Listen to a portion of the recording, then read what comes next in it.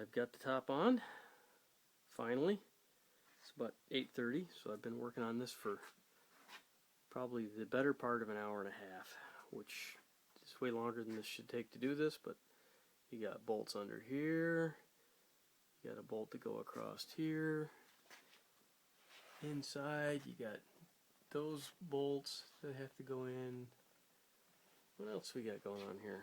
Oh yeah, we have to tighten up this gap. Well, that's as tight as that gets, but that's just one of the many things that you have to do when you're putting the top on. You've got to be able to seal this gap up.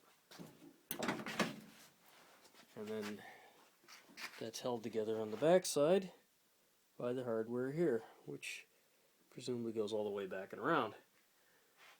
Same thing for the other side. I've got that side tightened up as well. So this is actually much better than when I first got the truck, because there was a gap up here that you could fit a small dog through. I've got some primer up top there because I had to pound that thing flat, because that one, unlike this one here, get this to focus, was bent all the way out, because when the truck got shipped to me, the posts weren't put all the way in, and when the posts weren't put all the way in, that brought the top up, and when it brought the top up, the top was high. It was about up to here. The front half was just basically trying to touch the windshield, even though nothing was bolted, so it was bouncing the whole time here. So it bent this piece of metal here, so I had to bend that out. Not much fun, but one more of those things you just have to do. This is ugly, but I don't know really what else to do about that. I'll probably just trim that off. That's the red from the other truck. This would normally be black and not show up as much, and it still shouldn't be hanging out quite that far, but it does. I mean, this truck didn't have a gasket on it before at all, so at least now, if you look up in the gap here, well, you can barely see that. That actually works out pretty nice. There's the gasket. It's up and underneath there, and it keeps the two paints from rubbing together. Once again, this gap here was huge before. Now that's about correct there. There's supposed to be a rubber gasket in here, but that did not come with any of this stuff here. So that'll be one of those things I'll have to deal with. So let me get a focus on this here. Good. So you can see how if I come around this way, you can almost see how I beat the living crap out of that thing. So this was bent right around like that. It was pretty bad.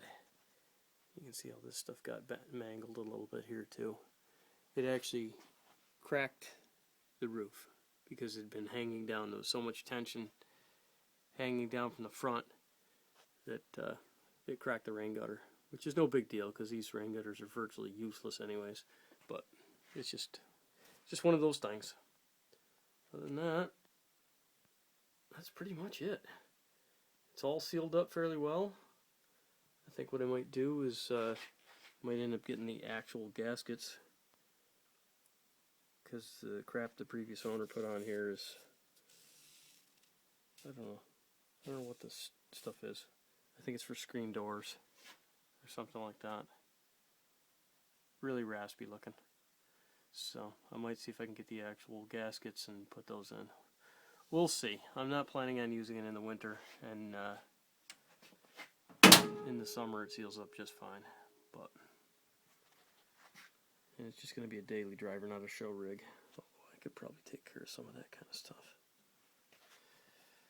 Yeah, never a dull moment. But everything else is back together inside. Oh yeah, one of the other things. I think I showed this, but I had figured out what my electrical problem was caused by. After the truck had been painted, this got put back in upside down. When it got put back in upside down, the leads went off in a Y direction. Well, when they're off in a Y direction, they can touch the inside of that bulkhead.